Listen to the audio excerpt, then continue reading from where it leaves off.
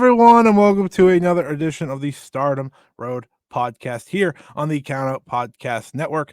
I am your host, as always, Scott Edwards, and with me, as always, is my co-host, Trent Brewer. Trent, how are you? I'm doing okay. I've been busy today, which is kind of unusual for me, but I'm here, I'm seated, I'm ready. We got some important things to cover, so I can't be lollygagging around outside in the middle of summer when the sun is blaring and the wind is just right. I guess this is a good time to let the people know if you feel like seeing me and Trent's beautiful faces for some reason when watching this episode. I know a lot of people like the video podcast aspect. We are now going to have our audio up on YouTube every single week moving forward. So thank you for watching the beginner's guide and the tiers list, because that made us have to do this every week. But Every otherwise, second week, there's a every difference. second week. It's not too bad. I mean, to be fair, if you're watching the video, this is what we look like anyways when we're recording the episode. So it's not that big of a deal. But hey, facial expressions, maybe we'll get angry. Actually, I don't think we get angry that much on the show, which is pretty nice. Not this show. This show's a happy place. This is a happy place. Any other show that me and Trent do together? Oof. But if you listen to our last part, of course, that was DDM part 1, Donna del Mondo, of course, ending just earlier this year, and we felt it was a perfect time to do our first faction episode. We're not taking any guesses on what will be our next faction episode. Club Venus will probably not be getting one, folks. I apologize.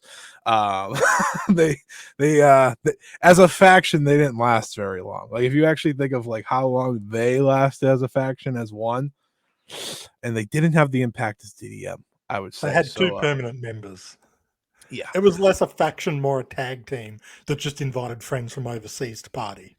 Yeah, and when the two were finally left together, one of them got hurt. So that's tough. But we're here to talk Donna del Mondo Part 2. Like I said, this will be the start of 2022 to the end of DDM, which of course came into 2024 on January 4th. And this is kind of when everything starts to break down for this group. After 2 years of domination, we ended it perfectly last episode, right? Syuri was now the World of Stardom champion. Everyone had a title at the time.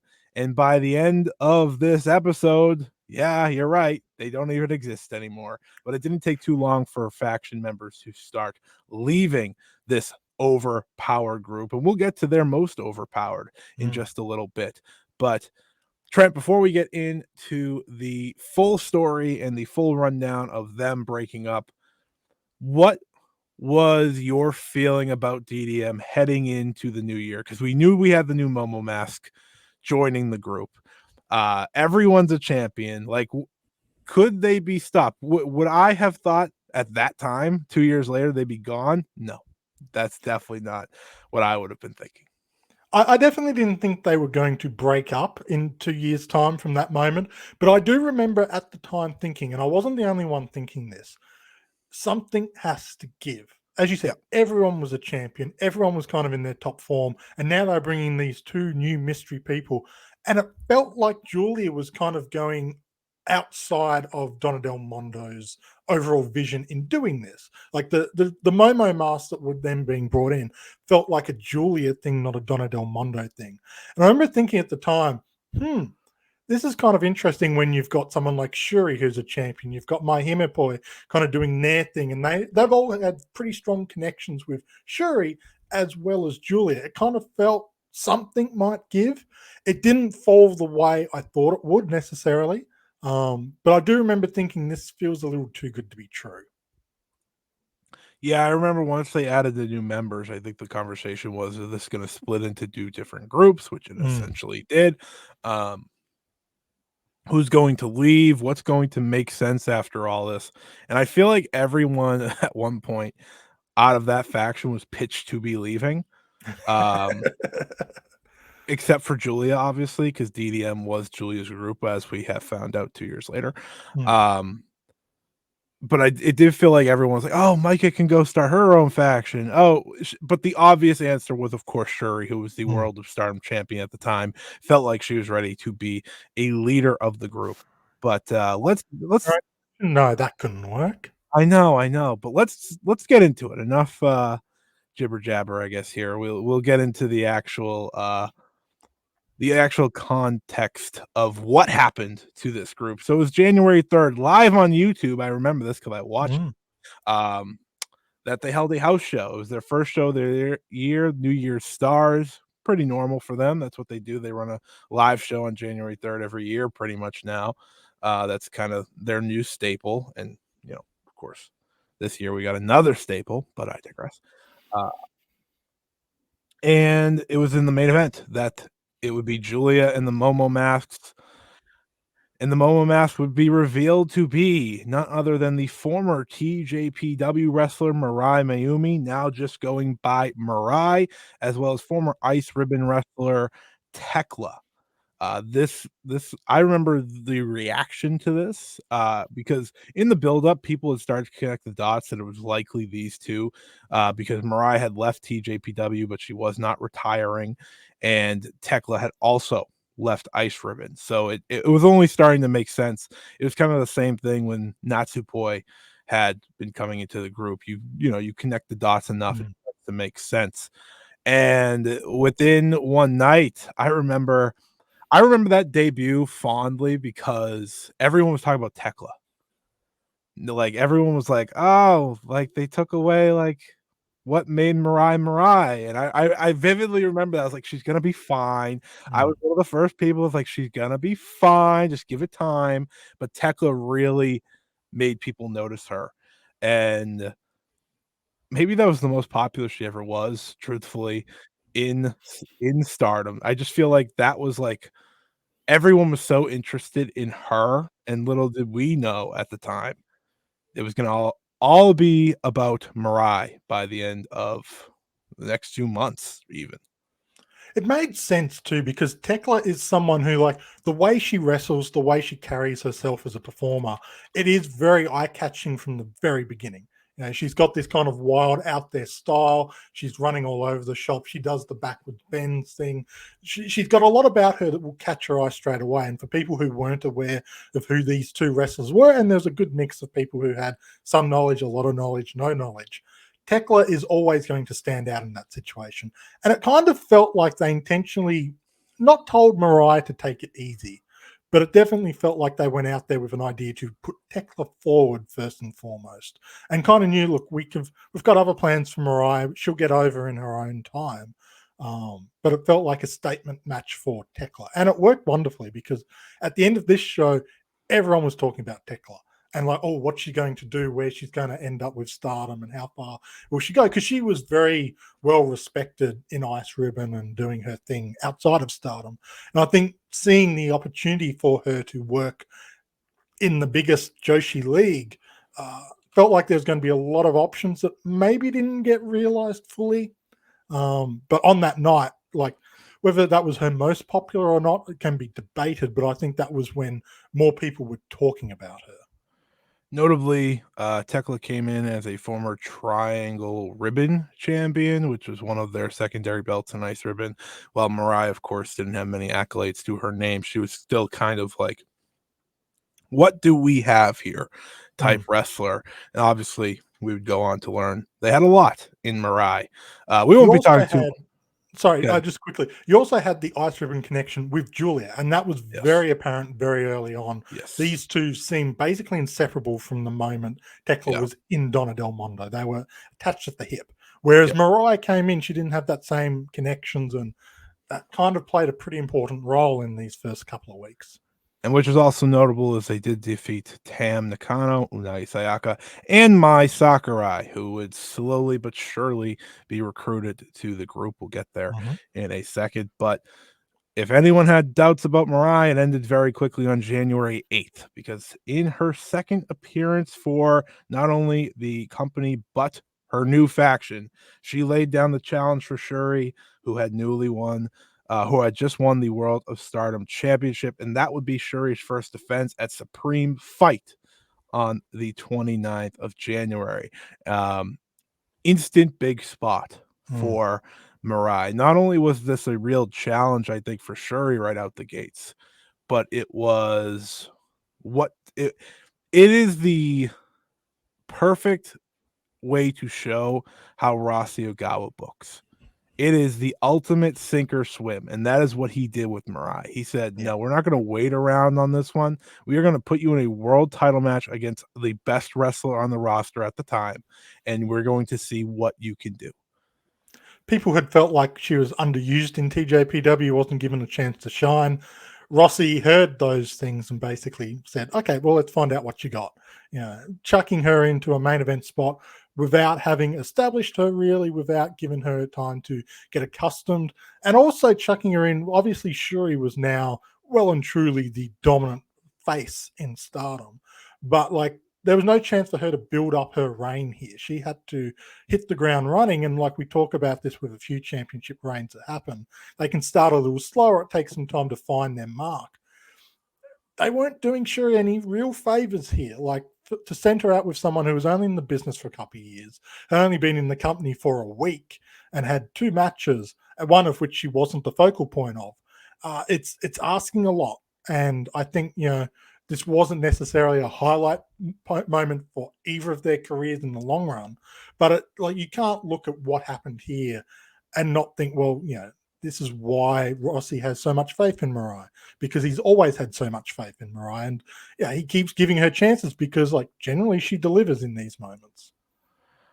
They, of course, went on to have the match on January 29th, and Shuri would successfully defend against Mirai. And we kind of get to see what Mirai would end up being. It was a real match of having her figure it out as she went, and that's kind of what everyone in DDM had to do throughout their time.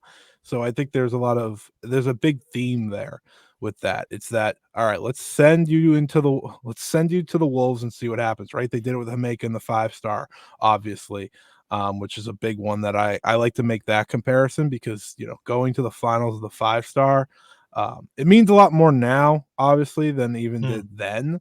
But still, it's a big deal. It's all about making these wrestlers figure it out in the big moments rather than having them just hang around and develop and develop and develop. Kind of like Mariah had been doing for the majority of her career up until that point. Yeah. And I mean, you also saw it with someone like Utami. Like, she got chucked in straight from the start. Like, she debuted a week later. She was in the 5-star Grand Prix. She made the finals in her first year, too. It's just that kind of thing where Rossi, if he brings you in and he has faith in you, he's going to throw you hard. And even like wrestlers who maybe don't have that same level, if you are in any position someone they see becoming a name of importance, you will get your opportunities to prove yourself. You will get matches in title situations probably earlier than you would in just about any other promotion. You can really rise up the ranks quickly, or you can maybe have to go wait in line, because Stardom, very top heavy. That mid card, upper mid card is stacked beyond degree. And if they give you a chance and you don't deliver, well, you're going to have to wait a while to get that second or third opportunity. I But think another example here too with Donna del Mondo coming in, and it's Donna del Mondo versus Donna del Mondo. They're not afraid to have these sort of faction mates butt heads, find out who's the strongest. That's the whole point of this group, really. And you get someone like in that Himeka position, come straight into sort of prominence, straight into essentially demanding a chance above and beyond where you would expect. it's also worth noting, I think this match is very important because it does play a part in both of them leaving Stardom later this year. Mirai learned a lot from Shuri through this match. And of course, Shuri would go on to start God's Eye. Leaving Donna del Mondo, not Stardom. Oh, yeah, my You bad. scared me there for a second. No, Leaving Stardom. sorry. Wait, what have you heard? No, no. I heard nothing. I heard nothing. No, they're not leaving Stardom. They both left DDM at the Yes. time. I'm reading our logo here that says Stardom Road, and I'm just, you ever read something and you're just like, okay, I'm gonna read that word. No, they left DDM. This was a big important match for that case, of course. But let's move forward. And this group at the time was up to 7 members. It is worth noting that earlier in January, the dissension between Julia and Shuri slowly started to begin when they lost the tag titles in their first defense since Julia's return. losing the titles to FWC, the Goddess of Stardom Tag League winners from the year prior. That was the first case of those two being a little bit no longer on the same wavelength that they were during their dominant title reign before Julia's injury. So I just wanted to note that as well. But on February 12th, for some reason, this damn group had to get bigger. And I remember this one. I'm not gonna say fondly. I just remember this one because I was like, why are we doing this? What is the point of this? And that, of course, was Mai Sakurai defecting from Cosmic Angels, joining DDM, and I quote, "I don't want to dance, I want to wrestle." Of course, her success or lack thereof in the faction that was Cosmic Angels started to add up more and more and more, and that of course led to Julia trying to get her to change sides. Obviously this would come back to bite Julia later in the year in a much bigger way, but this group would make it to 8 members, and it was absolutely insane. I just remember like how big this group was, and I was like, what are we doing here? This was a group that had the size of like Oedo Tai at its fullest, Yeah, without the need for the gang mentality that Oedo Tai utilizes. Because especially modern Oedo Tai, they rely on numbers because individually they're not necessarily, a lot of youngsters, up and comers, they're not in a position to enforce themselves. That's not the case with Donna del Mondo. The majority of these wrestlers can more than carry their own in a singles match. And seeing this group with 8 people, like that moment, like the visual you see of it is kind of absurd because you have every single member that Donna del Mondo have ever put in their faction together at one point.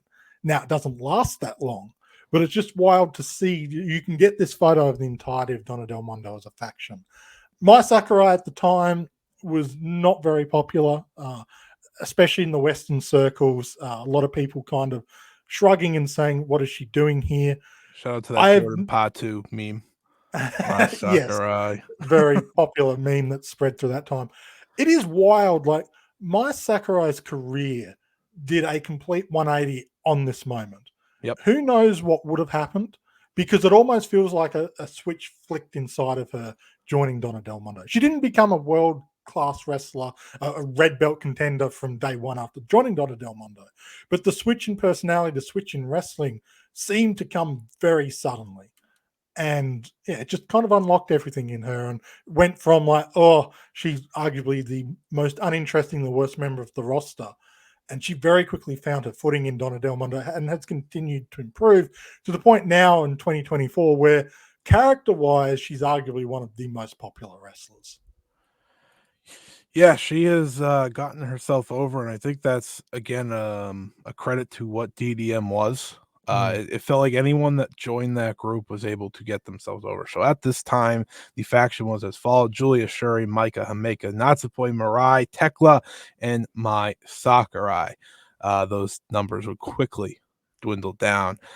So it is worth noting as we move forward here, back at Supreme Fight, while Syuri was already fighting inside her own faction. Right before that match, it was Julia and Mayu Iwatani squaring off to earn their opportunity at a World of Stardom Championship. That match would go to a draw, and a draw meant 2 title matches for Syuri at Stardom World Climax, including one against Julia. When that became official, the writing was on the wall, folks. We were moving closer and closer to the end of what was just the greatest run of an original faction I had seen. DDM was unstoppable with these two at the top, but we knew once Syuri got that world title, it wasn't going to last. So it was on March 21st, ahead of their title match, that ALK officially disbanded. No more will we get the incredible entrances between the two. No more will we get the fun antics between the two. These two were going their separate ways. Julia said, "It's time to leave each other for our future and for Stardom's future." And not only did Syuri announce that she would essentially move on from DDM, but so she would be bringing a bodyguard with her, and I rue the day ever since. But I'll let you speak now. Yeah, it's interesting here because like during this moment, it's kind of accepted that Shuri's going to leave Donna del Yeah. Mondo, but it's never explicitly said Mhm. until the title match. And it's just interesting, like the little things they throw. Like Shuri basically says to Julia, all of your Donna del Mondo crew, all 6 other people in this faction, they can be on your side. Yeah. I only need one with me. And, turned out to be Ami Saray. It was a shame seeing ALK sort of break up like this because even though I think they were a little unpopular at first because it just felt like Julia's getting more of a push and more protection and all of that, they became very quickly one of the most popular groups because it really allowed each wrestler to show the full depth of their personality. We knew Shuri was a killer, but this really showed that she has a lot of a really fun side, a little bit wacky, a little bit quirky side that we would see pop up, but never for extended periods until ALK. It allowed Julia to show a bit more personality. She didn't have to be as effortlessly cool as she was originally. Now, she Yep. didn't look uncool doing ALK, but you could see she was willing to have a bit of fun at her own expense. And I think it was stuff like this that did slowly break down the initial unwillingness to accept Julia with some segments of the fan base. This is where Stardom dramatically changed, I think.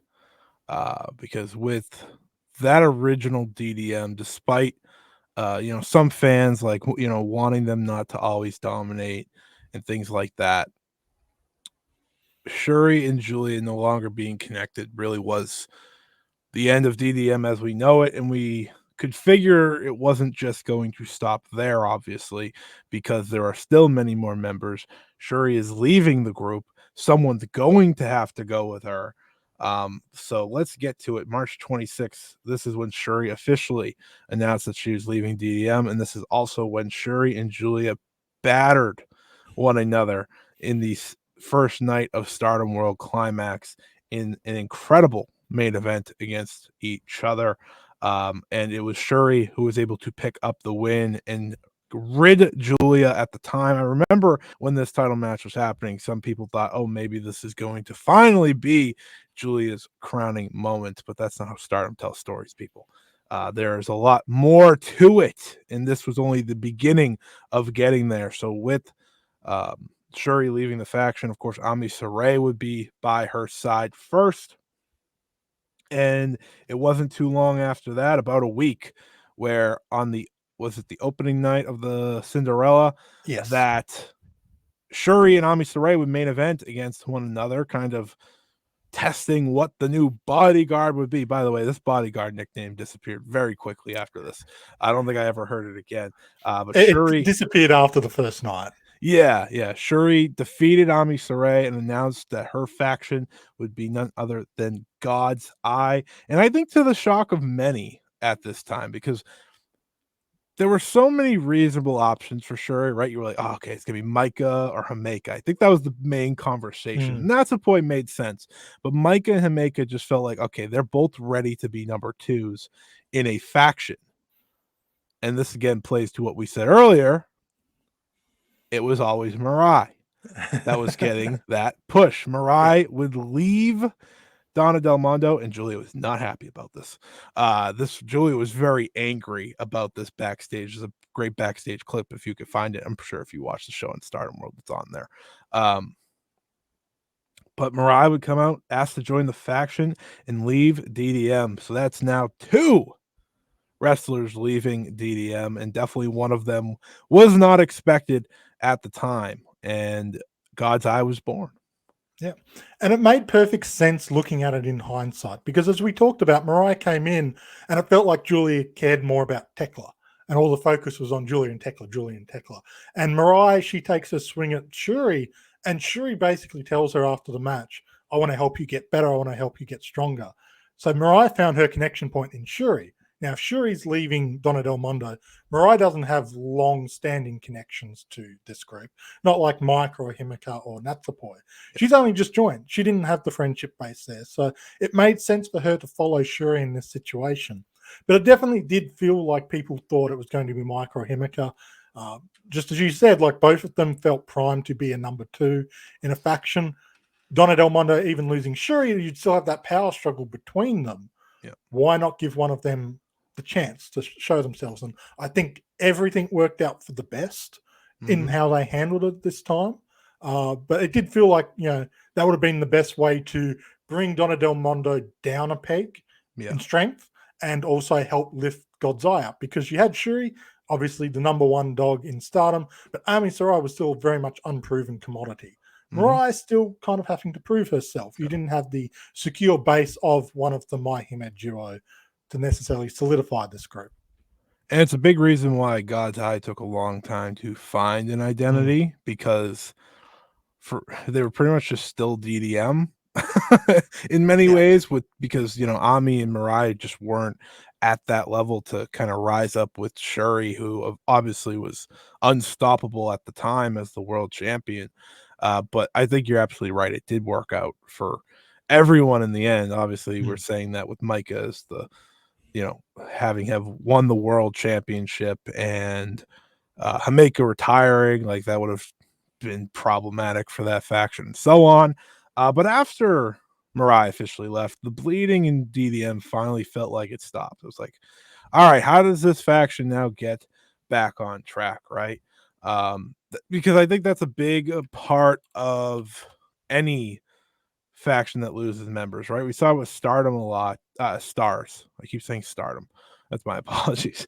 We saw it with Stars, right? When they kept losing member after member, right? They lost Fuki Gadet, Starlight Kid. It took time for them to get back. I mean, Mayu had to go get Koguma out of retirement to give them some help, and then she also got Hazuki out of retirement, and then it all worked out for the best. But also during this time at Stardom Flashing Champions, we saw Himeka, Micah, and Natsupoi lose the Artists of Stardom championships after having a record reign with the most successful defenses. So Maime Poi dropping the belts there. They could not twist and get back on the mountain, right? No one's a champion at this point. This is the first time the EM hadn't had a title since they're essentially when they started. Yeah, basically their second match together as a unit brought them the artist titles, and since then at least one member of that group had a championship. And yeah, it hurts them because they've gone for so long as this dominant faction, and now they are starting to bleed. They're losing members, they're losing championships, and it's also important during this time, like when Mahime Poi lost the championships, Natsupoi's focus started to drift away. Before they lost the titles, they fought Cosmic Angels once more, and Natsupoi was just locked in on Tam Nakano.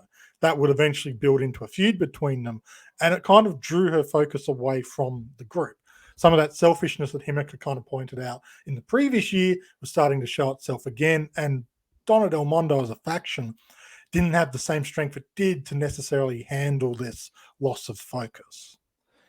And one of the most emotional moments we've seen in a Stardom ring, that bleeding, again, did not stop. It was at Midsummer Champions on July 9th, 2022, that in a faction warfare elimination match, the unthinkable happened when Natsupoi turned her back on DDM, on Julia, and joined Cosmic Angels. It is a moment I very much remember, because at the time it just felt like she focused on Tam and had the rivalry, but at that time I was like, I don't think she's leaving. Like they didn't give a hint of that. They on the surface they hated each other. That's what we were seeing. But Natsupoi wanted to join Tam, go by her side. Ultimately, she would be the one to become the number 2 here in a faction. Little did we know when we were thinking about it earlier in that year. And this was the hardest departure that DDM had to face. They were emotional wrecks in that match, post match. Yep. There were tears. everyone was heartbroken. Julia was pissed. Julia was not happy.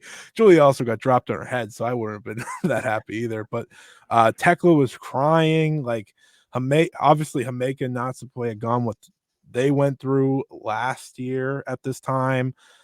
It was a mess, but it's one of the most important moments of the past couple of years in Stardom, because this was the end of the bleeding, as we'd learned, for DDM. But it was the emotional, the saddest one of them all. Yeah, it's important to remember, like, when Syuri left, there was kind of a mutual respect and understanding. Julia and Syuri kind of looked at each other and said, "We're too big. The town's not big enough for the two of us. At this point, they can fight, they can do all that, but it was going to tear the faction apart." So they kind of made the mature decision to step away. Mariah leaving pissed Julia off, but she hadn't had time to build connections and relationships with anyone else in the faction, really. So her leaving kind of sucked, but no one was, outside of maybe Mai Sakurai, which is important for their futures together, no one was too heartbroken about it. The Natsupoi one stung for two reasons. Natsupoi had been there not since the beginning, but pretty close to, and had formed very intricate bonds with everyone in this group. She left to join Tam, of all people, who Tam and Cosmic Angels were the most heated rivals with Julia and Donna del Mondo. And thirdly, she did it through active betrayal. Everyone else walked away in like a polite kind of, "I'm handing in my resignation. Thank you for my time here, Donna del Mondo. Wish you best in your future endeavors." Natsupoi left not with a kind goodbye. She super kicked Julia and cost her the match. Yeah. Like, it's a very different situation here. And it is so like heart-wrenching seeing everyone processing this betrayal in real time. And Natsupoi is struggling with it too. Like, it's almost like she knew what she was doing, but didn't realize how hard it would hit her until the aftermath of it. And it's just such a powerful situation. I wish they had maybe developed this more in the aftermath. They sort of would come back to this betrayal a few times, but they didn't necessarily deep dive into a full-on post-betrayal rivalry and storyline. It was just kind of everyone in Donna del Mondo would take their chance to beat up Natsupoi. But this moment is one of the more emotional. Stardom do faction betrayals very well, and this was another perfect example of it. The worst it got was when Julia and Natsupoi faced off in the 5-star Grand Prix. That was a beatdown by those, mostly Julia, but Natsupoi, when she got her licks in, she hit her hard many times. It's one of the more nasty matches of what was a fantastic tournament in 2022.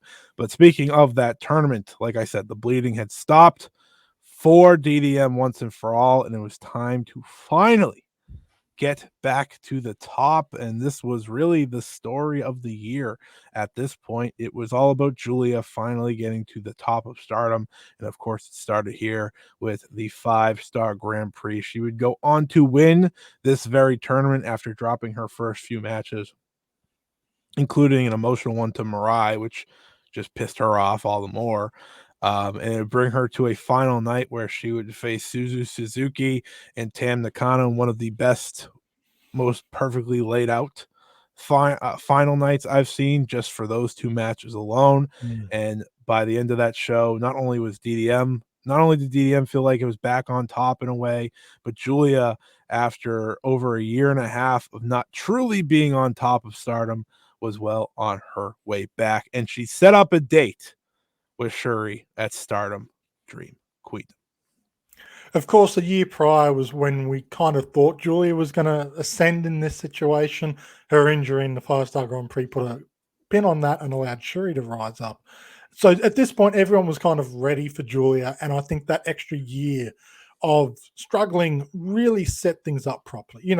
She struggled in the previous year. She lost her hair, but it felt like this year with the losses to the faction, these kind of sort of battles that she had, that's what truly prepared her for what would come and the ascent back to the top with her.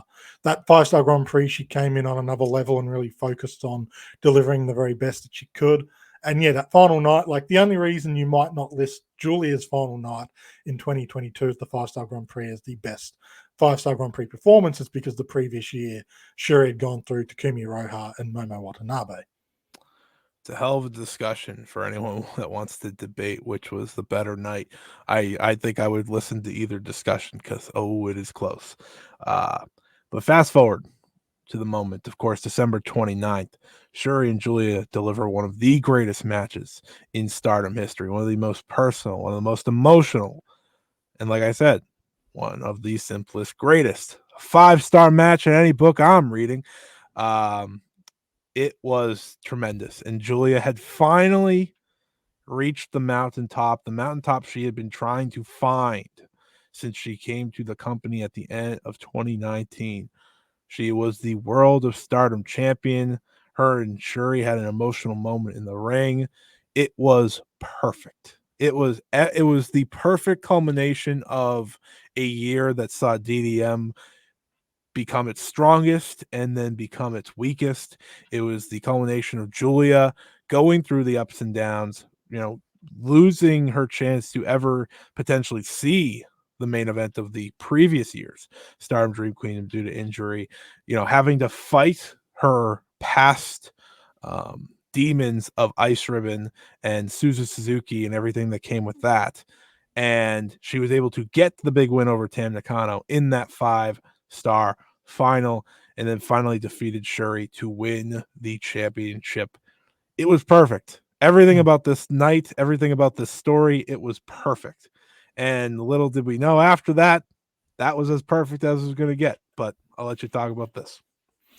It's important that you have to look at this story over the course of the full year for both Donna del Mondo and Julia as a person, because when Julia struggled, Donna del Mondo struggled this year. And that wasn't the case last year because they had Syuri kind of holding up the raft, so to speak. Now they didn't have that same life preserver and, put more pressure on Mike and Himeka, but they weren't necessarily looking to carry that load the way a Syuri could. So it was on Julia to kind of right the ship, get everything focused, and her journey to glory here was just as much about rewriting the wrongs Donna del Mondo had faced as it was getting her back on track when a year ago maybe she was meant to be in this spot. But she finally climbed the mountain. This was the pinnacle. Like, it was a fantastic match that culminated. Now, it brought a really good year for her, closed in just the perfect way against Syuri.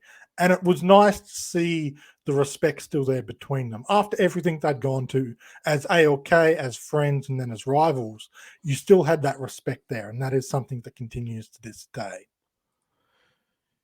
It was February 4th, the 12th anniversary Supreme Fight Show, where DDM would have another big night as the Goddess of Stardom Championships were on the line, and crowd noise returned on this very night in support of Maihime. Maihime would challenge Neo Stardom Army. Why does Cage Match say that? 7 Up. Neo Stardom Army did not last very long. They would challenge 7 Up for the titles in one of the best tag title matches you will see from 2023, coming oh so close as Micah and Himeka put on their best tag performance of their careers. Just a fantastic match. And little did we know why they lost soon after that, because I remember watching that match and everyone was so convinced, like, they got to win this. They got to win this. It just because the crowd and the way they were reacting was just so perfect. And they ultimately fell there. And then Julia had her first title defense against Suzu Suzuki that same night. And the reason, go ahead. I was saying it's important because, pretty much the entirety of Donna del Mondo as a faction had occurred during a period where crowds couldn't audibly respond. Mm-hmm. They were together for a couple of weeks, essentially, and then COVID hit. When they came back, you couldn't clap. You could clap, but you couldn't make audible noise, and that carried through all the way through to this point, February 4, 2022. So yes, the crowds were back, and we didn't know how they were going to react. We didn't truly know who was going to get the most support. I don't think anyone expected Maihime to be as popular and as vocally popular with the crowd as they were on this night. And it really changed the perceptions. A lot of people liked Maihime as a team, but when you heard that, it's like, they have to take advantage of this. People were talking about, they should have changed the direction of who was meant to win this match in the middle of it to give the fans that moment. Obviously, that wouldn't have worked out in the long run, but in this moment, it was like, wow, okay, Donna del Mondo really do have this max popularity with the crowd. Julia's popular. My Himeka, like the top three members of this group, are just wildly successful and popular. What's going to happen to them now? Now that we know how popular they are, the sky must be the limit, right, Scott? It was 6 days later that the Jumbo Princess Himeka would announce her retirement road, and she would be hanging up the boots and no longer competing in a pro wrestling ring. And that would start, of course, the road of Himeka's retirement, featuring matches against Natsupoi, very emotional matches, mind you. Julia, she would team with Micah against a reunion of ALK along the way. One of my favorite tag matches of the year last year. She checked off all the boxes on her way to retirement. And this is so I felt DDM was no longer DDM anymore when Natsupoi left, but any feeling of DDM that they once had, it completely ended once Himeka retired. It was no longer the great faction that it once was, like, for sure, because once Himeka was gone, it just felt so empty.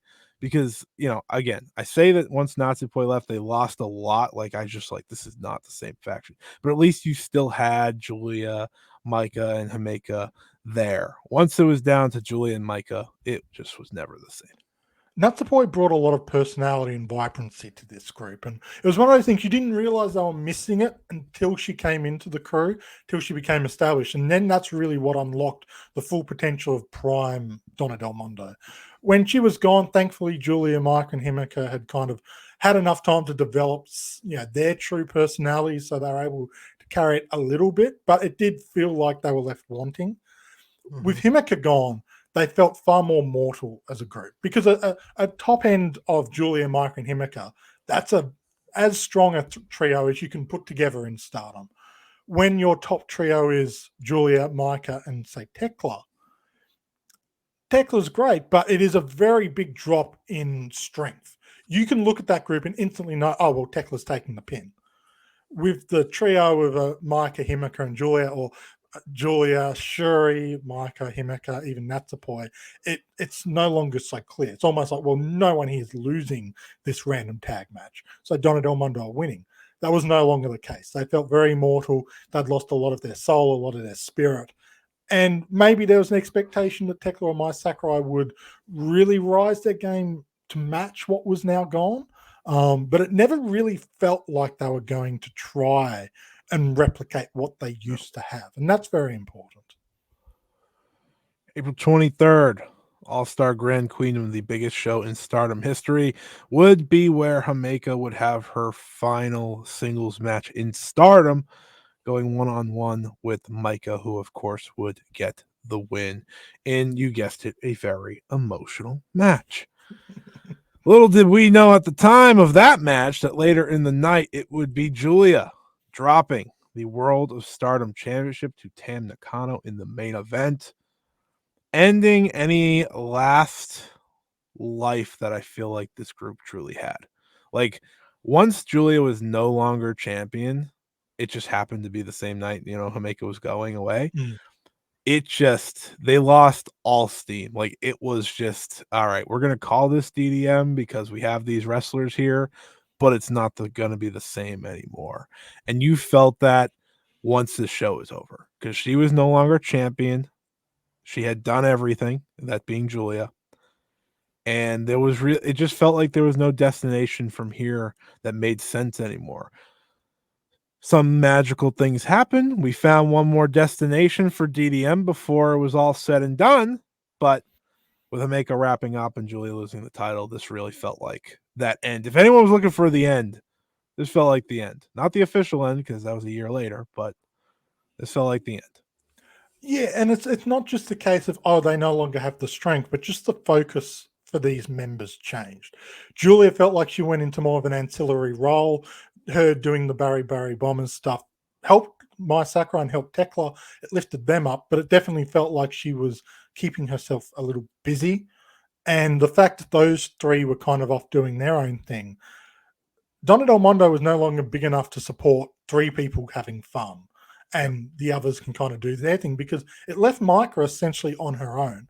And that felt very apparent. She no longer had Syuri, who she'd teamed with in the tag league. She no longer had Natsupoi, who she was an artist champion with.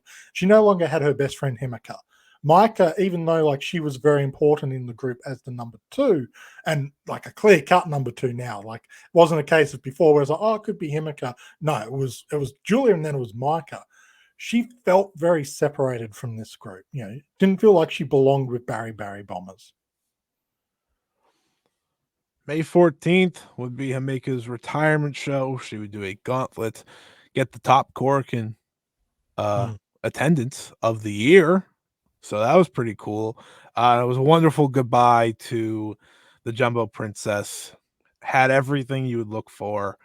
And it was very emotional, but I was very happy at the same time. This is one of the nicest retirement shows I've seen. And of course, it wasn't the end of Himeka this year in 2023. We get to see her celebrate one more time. But this was it.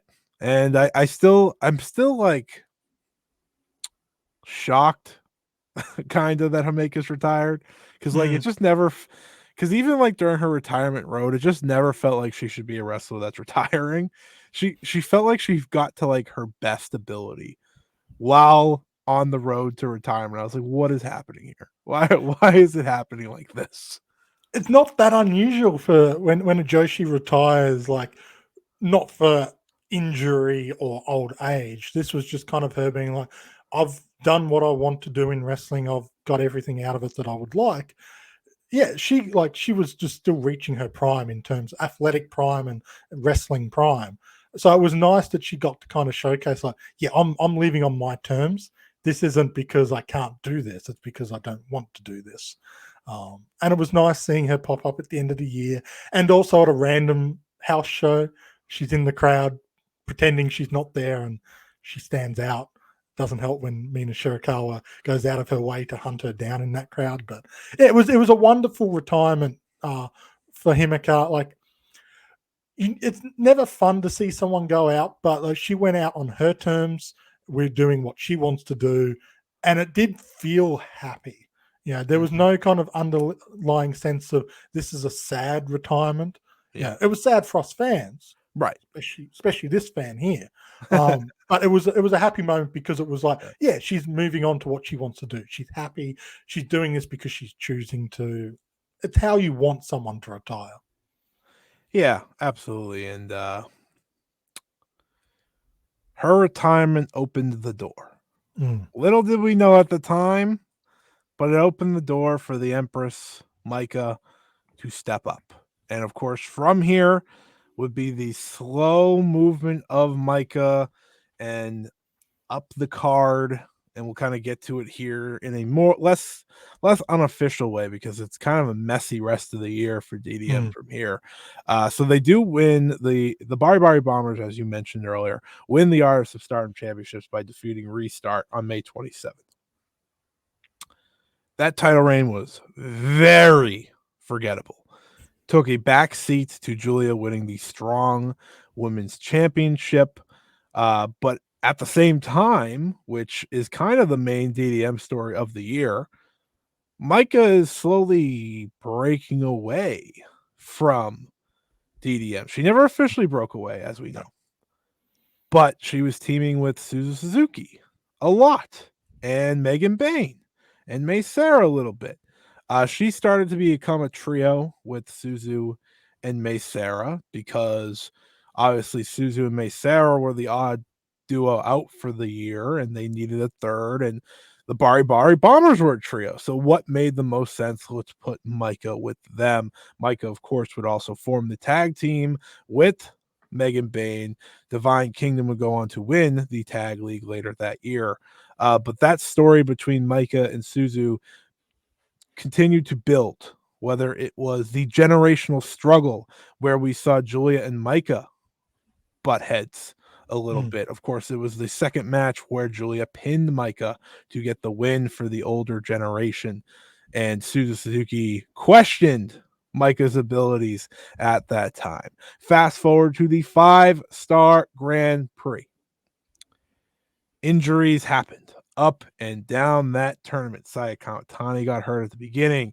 Utami got hurt. Starlight Kid got hurt. Natsupoi got hurt after her final match in the tournament. Injuries up and down. So what made the most sense at this point? Suzu Suzuki and Himeka getting to that final, and Himeka would fall to Suzu Suzuki, who of course has many connections to Julia, and you could kind of see that throughout the rivalry. It was sometimes about impressing Julia. It almost felt like, as we saw her ringside many times for these big matchups. It's important when you're looking at this period, like Donna del Mondo is struggling and its members are kind of distracted and looking in their own directions. But at this point, Micah's eyes aren't away from Donna del Mondo. Like she recognizes there's some issues here and things need to change, but she's not looking to leave necessarily. I was very fortunate enough to actually get to interview her for Wrestle-In and sort of asked her a little bit about, because it's right before the 5-star Grand Prix starts. So Donna del Mondo kind of in this situation, trying to refine themselves a little bit. And I asked her, Donna del Mondo has been undergoing some upheaval over the past year. How is the group feeling right now?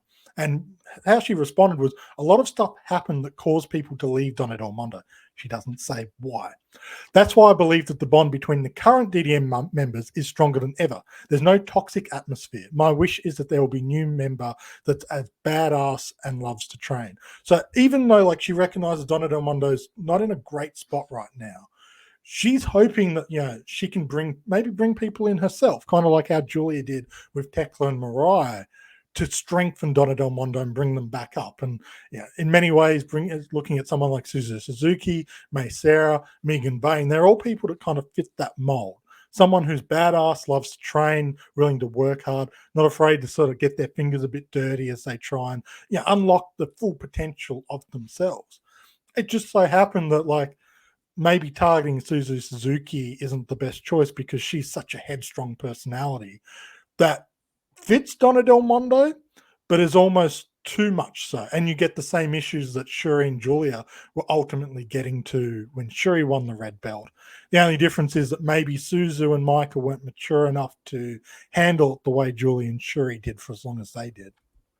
The sister complex between Himeka and Suzu would finally tip over following that 5-star final. Himeka was defeated, broken, as she watched Suzu get crowned as the 5-star winner. And that, of course, brings us to the finals of the Tag League, where Himeka and Megan Bain defeat Suzu Suzuki and May Sarah. And that is where Himeka just lays out Suzu post-match. That was enough is enough. And then soon after that, with Tam Nakano relinquishing the champ, she had relinquished it before this, but I believe. I don't remember what she relinquished it. It was after this. Oh, right, because they just had announced the titles. Yes. So right after this, it would be announced that Tam Nakano is relinquishing the World of Stardom Championship, opening up a mini tournament at Korakuen Hall to crown a number one contender to face Suzu Suzuki in the main event of Stardom Dream Queendom 2023. And surprise to absolutely no one, that would be Himeka winning that tournament and locking in her opportunity. Bring us to Stardom Dream Queendom.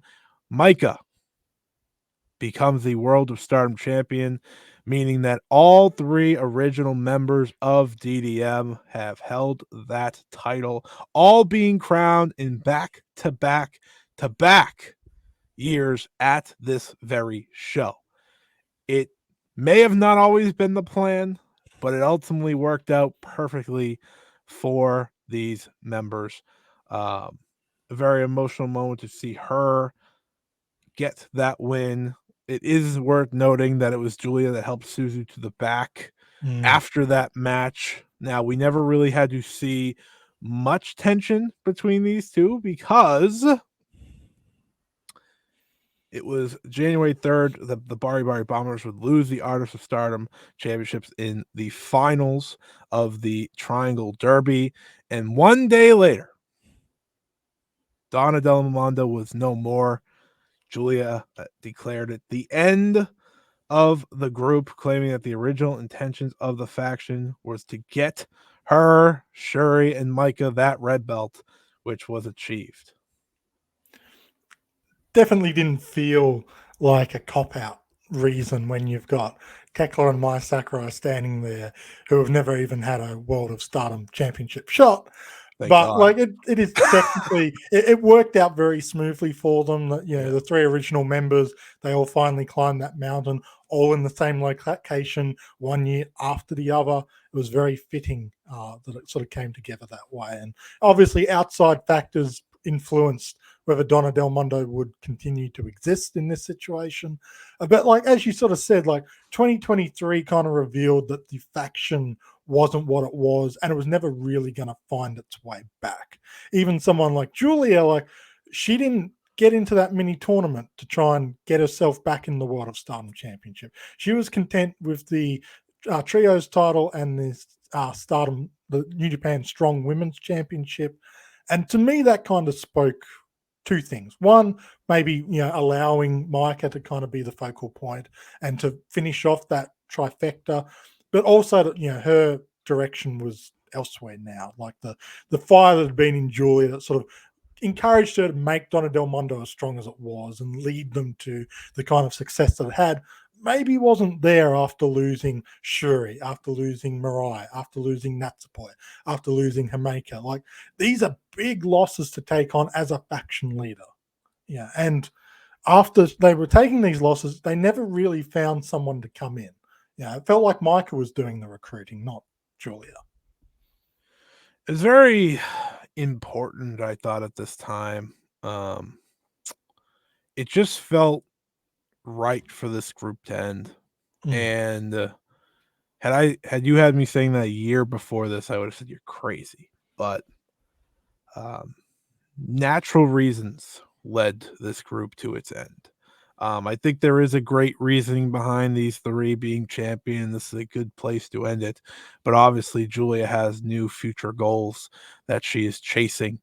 And while we don't know what those future goals are just yet, in any official case, we have a pretty good idea. Ultimately, Tekla also announced that she would be taking time off from Stardom, heading home to Austria to heal up because she's pretty beat up as well. But ultimately, DDM is over at this time, and after complete domination for 5 years, it found an end that I don't think any of us expected it to look like Mm. at any stage of this, right? We started this with the Himeka, Syuri, Julia aspect, and you go to the main 5, of course, and then they're up to 8, and somehow at the end, it just felt like that they weren't DDM anymore, like I said earlier, and there was the writing on the wall. We didn't need Julia having different future goals to get to this point. Mm. I think a lot of people in the way the factions were built at this time said something needs to change. And DDM ending made the most sense, especially if Julia was not going to be around to lead it. We won't talk about the legacy of DDM until next week and like the way we see the group, because Mm. obviously it is a very important legacy that they have left on this company. However, we will talk about kind of the end here and what our feelings are moving forward for all these wrestlers. Obviously, Himeka, we got to see her one more time when Micah won that world title. It was one of the best moments. If you watch through, and I know some people shut it off, before we got to those backstage comments, but it was a perfect moment. Like, it felt like in many ways Mahime finally having their moment. Himeka may have not won, but in many ways Himeka retiring is how Micah got there. And Himeka won because Micah won. yes. And that was always their relationship. That was the beauty of their relationship. But just looking at all these members, Stardom doesn't reach its greatness without any of this happening. Like, Syuri was so important, and without DDM, Syuri is not in this company full time by the end of 2020 and going on to become, one of the greatest ever, one of the best in the world. At a very specific time, there was no one better in the world of professional wrestling than Syuri. Julia becomes a megastar in pro wrestling. She has the companies around the world watching her. She has Western fans singing her praises anytime she comes over, whether it be an Impact or New Japan or whatever it may be. And the rest, you can go down the list. Natsupoi obviously has become such a key part of this company. You and me, while she's been injured, have been saying, man, this company is missing this woman. Like, every show is missing Natsupoi. And obviously Micah, I mean, what's there to say about Micah? We watched her grow because of DDM, from raw JTO prospects that joined because she wanted to top Utami to one of the very best in the company and a world champion. I mean, you look at those five, and it's just incredible what they would go on to become. Everyone has benefited from their role in Donna del Mondo in some way or another. Because you obviously mentioned Syuri and Julia's success. Himeka, became very popular in her own right. Natsupoi is now one of the most popular wrestlers in Japan. Yep. Not in Stardom, in Japan. You look at Number the Tokyo 3, Sports Awards. Yeah. Yeah, and she made it in the top 10 for the Tokyo Sports MVP Awards, men and or women.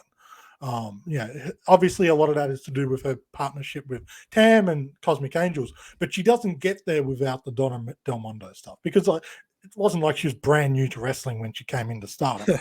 She'd been in Stardom before. She'd gone off and done independent stuff. She was with TJPW. She'd had chances to get over before sort of this period. Tekla, obviously, like her association with Julia and Donna del Mondo, was crucial to her finding her spot in Stardom. And Mai Sakurai is arguably the biggest success story of the bunch, because she went from people looking at her thinking she shouldn't be in the company to having established herself, having found a character that got over. And so much of that was her being able to learn and lean on Julia. Her first few months with Donna del Mondo, she's basically shadowing Julia as best as she can, learning, getting away from the dancing and getting into the serious stuff. Of course, it was funny she said that when my Himepoi were artist champions coming to the ring doing their idol routine. But everyone grew so much from their association with this faction. And who knows what any of these people look like if they didn't have that familial relationship as outsiders kind of fighting against the rest of the company.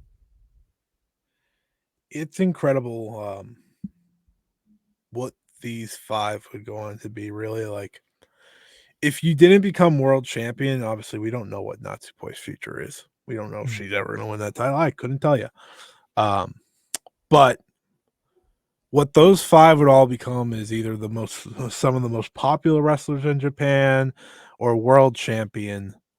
And I think that says everything you need to know about DDM and how important that group was. And obviously we'll talk, like I said, we'll talk legacy in Stardom, but those five, I mean, they left a mark that I think, as we watch Stardom move forward without DDM, we are going to feel it more and more. We have got a hint of it, obviously, without the group being at its peak. But there's something about the group not existing at all that will take another step forward and making us realize it. And obviously, every wrestler has gone on to succeed in this group since leaving, or the ones that did leave, I should say. And it's interesting to think,